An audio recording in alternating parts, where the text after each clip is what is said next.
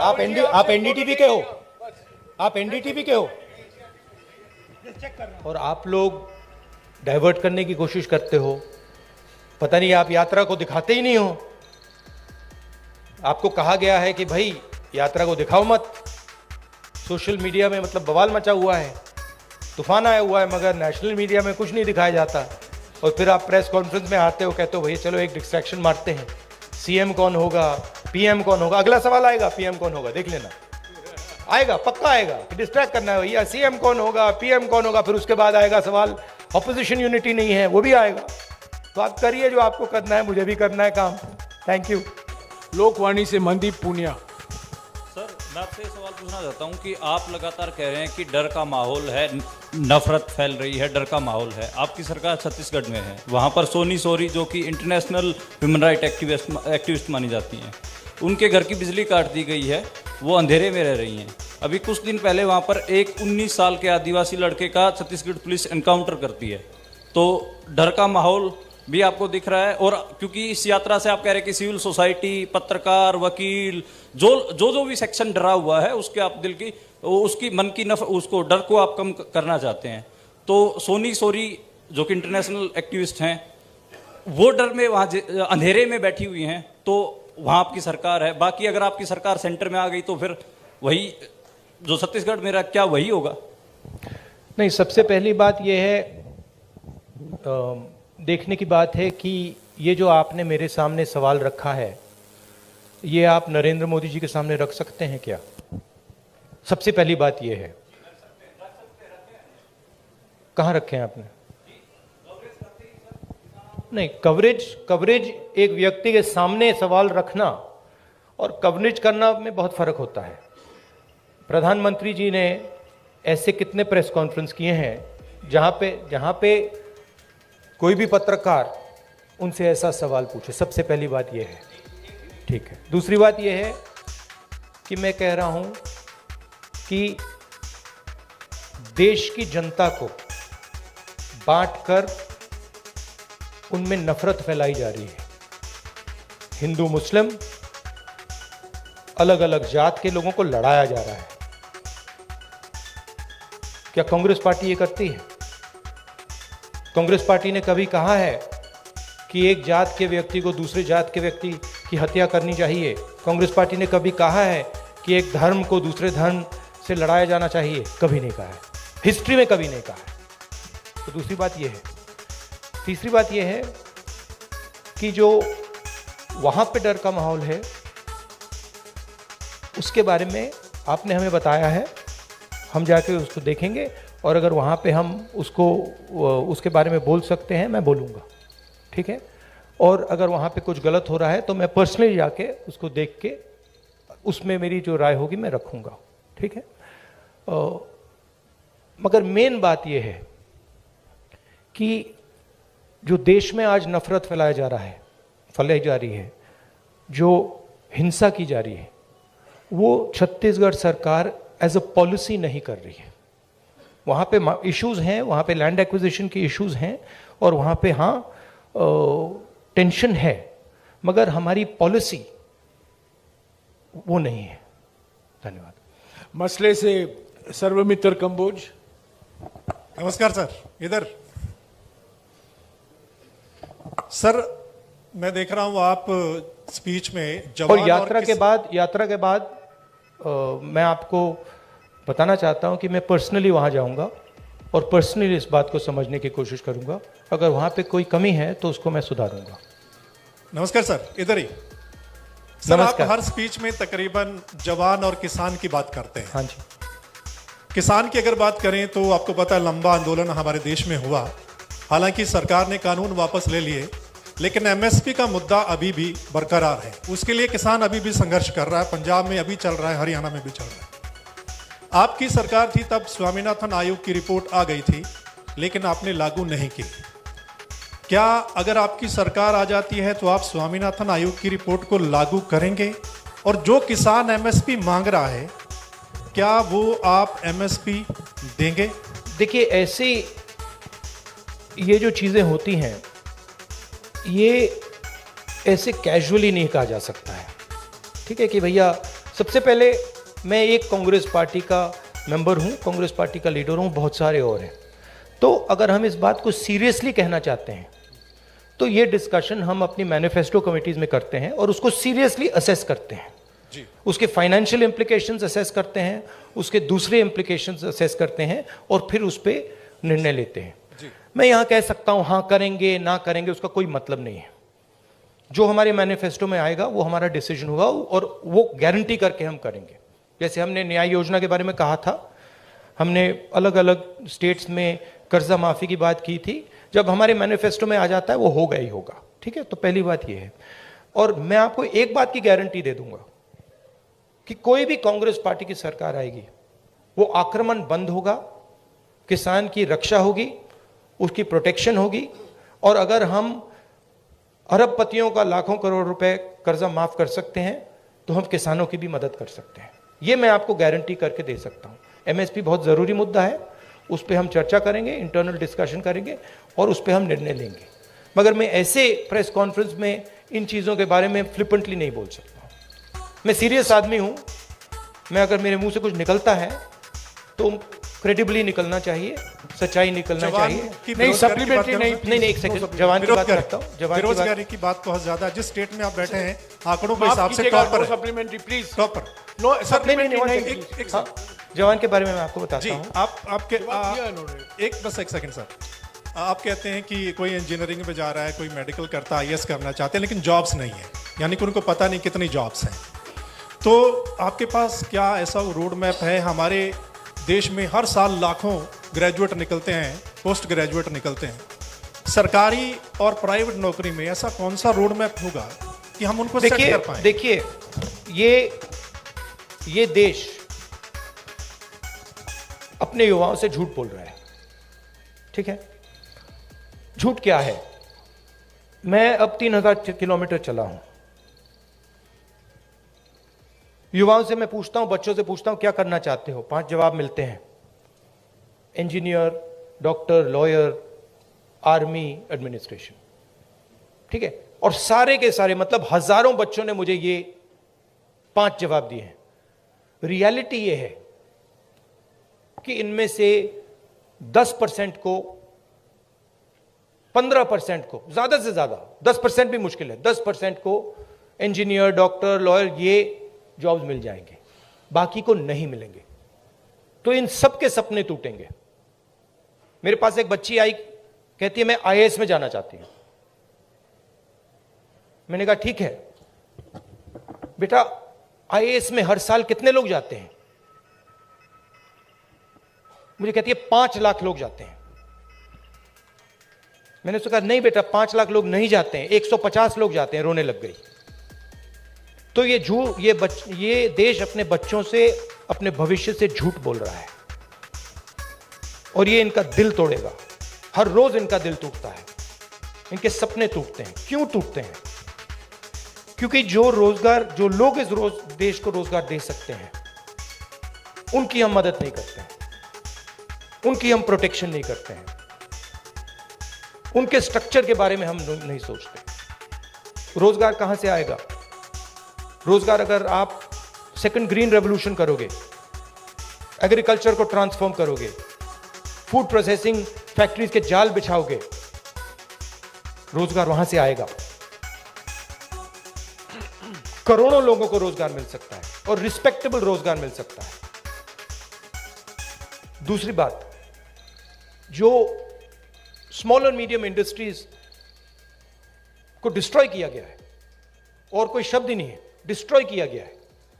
GST, demonetisation और Covid के समय जो किया, वो दूसरे लोग हैं जो रोजगार दे सकते हैं, करोड़ों लोगों को रोजगार दे सकते हैं। मैं आपसे सवाल पूछना चाहता हूं, आप मुझे वो नाम बता दीजिए जो छोटी कंपनी चलाता हो, स्मॉल और मीडियम साइज इंडस्ट्री चलाता हो, जो आज लाखों करोड़ का मालिक हो गया है। नाम बता दो मुझे। आप ये होंडा गाड़ी चलाते हैं, इसका मालिक मैकेनिक था। ये टोयोटा गाड़ी चलाते हैं, इसका मालिक मैकेनिक था। आप मुझे मैकेनिक का नाम दे दो जो इस देश में बड़ा उद्योगपति बन गया है। बताओ, नहीं है। तो जो रोजगार दे सकते हैं, जो सपने पूरे कर सकते हैं, उनको उनकी हत्या हो रही है। तो रोड मैप क्या है?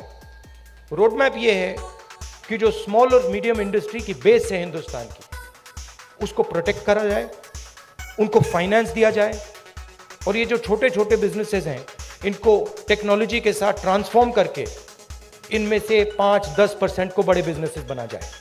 ये दूसरा रोड मैप है। तीसरा रोड मैप है कि हमारा जो शिक्षा का सिस्टम है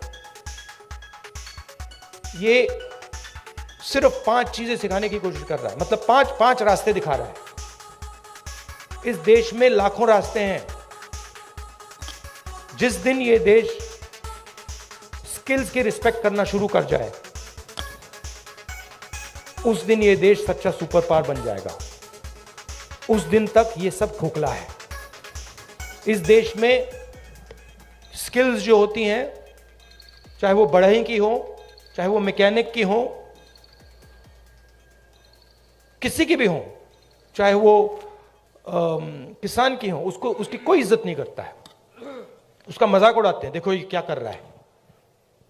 जिस दिन वो हो जाएगा, उस दिन ये देश चाइना का मुकाबला कर जाएगा और यहां पे made in India, made in India, made in India सब जगह दिखना शुरू हो जाएगा। वो रोड मैप है।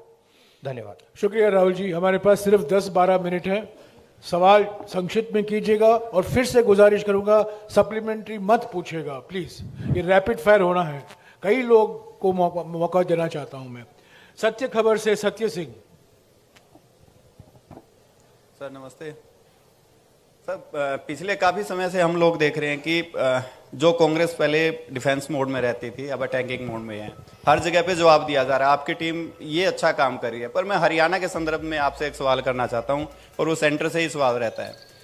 अभी पीछे राज्यसभा का चुनाव था, अजय माकन जी ने चुनाव लड़ा था। उस समय में एक क्रॉस वोटिंग हुई थी। कांग्रेस के पास वोट पूरे थे, उसके बावजूद कांग्रेस अपना राज्यसभा का सदस्य नहीं भेज पाई थी। उस पर ना आज तक कोई जांच की बात आई है और ना अभी तक उस पर कोई कार्रवाई जैसी बात है। सर आपसे मैं ये जानना चाहता हूँ, क्या इस प्रकार के मुद्दों पर भी, जिस प्रकार से देखिए सोशल मीडिया की बात करें, सोशल फेस बनाने की बात करें, कांग्रेस का जबरदस्त फेस होता जा रहा है, क्या ऐसे मुद्दों पर भी पार्टी में चर्चा होती है? Distraction attempt number 2। देखिए ये ऑर्गेनाइजेशनल मामला है। यहाँ पे पीसीसी प्रेसिडेंट बैठे हैं, खारगे जी प्रेसिडेंट हैं। ये आप उनसे पूछिए, इनसे पूछिए। मेरा लक्ष्य क्लियर है। जो देश की आवाज़ है उसको सामने लाने का अच्छा अटेम्प्ट था। मैं कहूँ कि उससे अच्छा था, ज़्यादा सोफिस्टिकेटेड था, मगर मैं डिस्ट्रैक्ट नहीं होऊंगा। Thank you.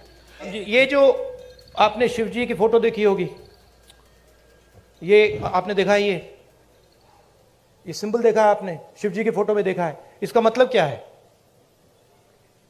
कोई बता सकता है? आप कहेंगे आशीर्वाद। आशीर्वाद नहीं है, ये अभय मुद्रा है। डरो मत, ये तपस्या का सिग्नल है। अपना काम करो, तपस्या करो, डरो मत। इसीलिए तो कांग्रेस का ये सिंबल है। नहीं आप हंस रहे हो, मैंने रिसर्च किया है। ये सिंबल कहां से आया, कैसे आया, मैं आपको किसी दिन बता दूंगा, आप हैरान हो जाओगे। अच्छा आपने गुरु नानक की फोटो देखी है? उसमें भी आपने देखा होगा, देखिए ना। बुद्धा की फोटो देखी है, उसमें भी अभय मुद्रा। महावीर जी की फोटो देखी है, उसमें भी अभय मुद्रा। तो तपस्या, डर में बहुत बड़ा गहरा लिंक है। और ये चाहते हैं, और ये इन्होंने पहले भी किया था। फ्रीडम की जो लड़ाई थी, आजादी की जो लड़ाई थी, वो तपस्या की लड़ाई थी। और इन्हीं लोगों ने अंग्रेजों से पूजा करवाई थी। तो हिस्ट्री है ये, उसको मिटाया नहीं जा सकता, रिपीट हो रही है। शुक्रिया राहुल जी। मेरा डर है कि मैं 5 अच्छा लगा मिनट में आपको? इसको जवाब खत्म नहीं अच्छा कर लगा पाऊंगा। राहुल जी A1 5 मिनट है, सिर्फ 5 मिनट है। फाइनली टोटल टीवी से प्रदीप फाइनली धन्यवाद राहुल जी। नमस्कार जयराम जी, धन्यवाद आपका सवाल पूछने का मौका देने के लिए। राहुल जी, हमने देखा है जब ये यात्रा चल रही है, आपकी टी शर्ट बहुत चर्चाओं में है। और खास तौर से मुझे आप लोगों ने डांट भी पड़वा दी, और ये डांट पड़वा दी आपने मुझे। टी शर्ट कर करके मामा ने डांट मार दी मुझे कि तुम कैसे घूम रहे हो। राहुल जी, बताओ। सवाल मेरा ये है कि ये यात्रा जो है राहुल गांधी की इमेज बदलने में कितनी कामयाब रही है।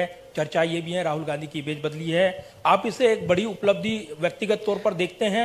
और दूसरा सवाल इसी से जुड़ा नहीं हुआ- नहीं, एक ही सवाल प्लीज प्रदीप, एक ही सवाल प्लीज, हरियाणा का जिक्र प्लीज मुझे रोकना पड़ेगा आपको, प्लीज एक ही सवाल। राहुल गांधी आपके दिमाग में है, मैंने मार दिया उसको, वो है ही नहीं, मेरे माइंड में है ही नहीं, गया वो गया। जिस व्यक्ति को आप देख रहे हो वो राहुल गांधी नहीं है, वो आपको दिख रहा है। बात नहीं समझे आप। हिंदू धर्म को पढ़ो थोड़ा, शिव जी को पढ़ो, समझ आ जाएगी बात। ऐसे मत, हैरान मत हो, हैरान मत हो।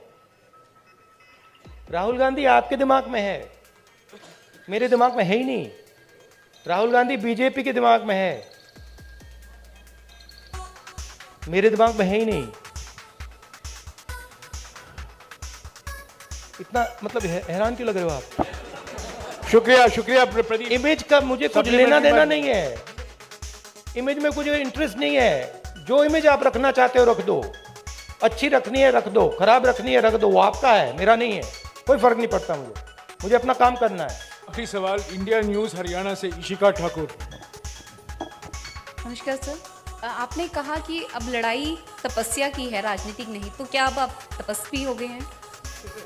नहीं, मैं तपस्वी था, आप भी तपस्वी हैं। ये देश तपस्वियों का देश है।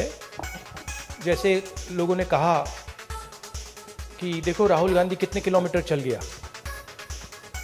लोग ये क्यों नहीं कहते कि देखो किसान कितने किलोमीटर चलता है। हिंदुस्तान का कोई भी किसान नहीं है जो मुझसे ज्यादा नहीं चला है, एक नहीं है। हिंदुस्तान का ऐसा आप एक मजदूर नहीं मिलेगा आपको जो मुझसे कम चला है।